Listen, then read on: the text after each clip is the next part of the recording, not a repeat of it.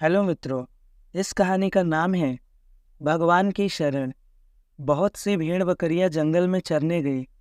उनमें से एक बकरी चरते चरते एक लता में उलझ गई।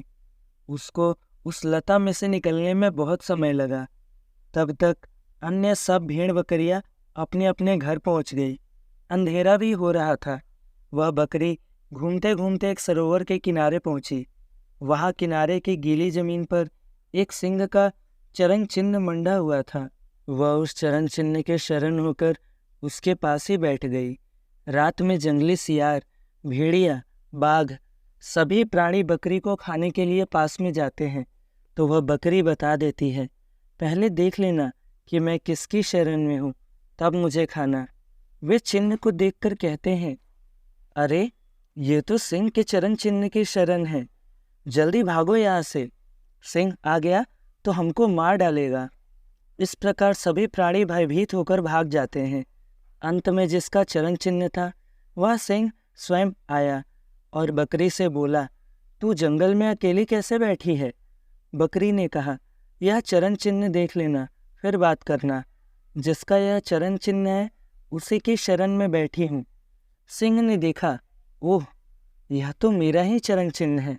इस प्रकार यह बकरी तो मेरे ही शरण हुई।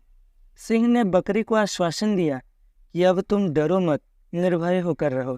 रात में जब जल पीने के लिए हाथी आया तो सिंह ने हाथी से कहा, तो इस बकरी को अपनी पीठ पर चढ़ा ले, इसको जंगल में चरा कर लाया कर और संकट के समय अपनी पीठ पर रखा कर, नहीं तो तू जानता ही होगा मैं कौन हूँ, मार डालूंगा। सिंह की बात सुनकर हाथी थर थर काँपने लगा। उसने अपनी सूंड से झट बकरी को पीठ पर चढ़ा लिया।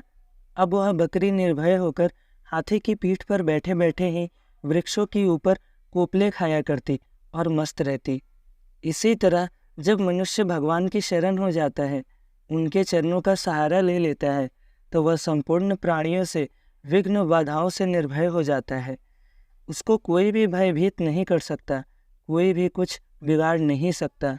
भगवान के साथ भय, द्वेष, क्रोध, स्नेह आदि से सभी संबंधों को क्यों न जोड़ा जाए, वह भी जीव का कल्याण करने वाला ही होता है।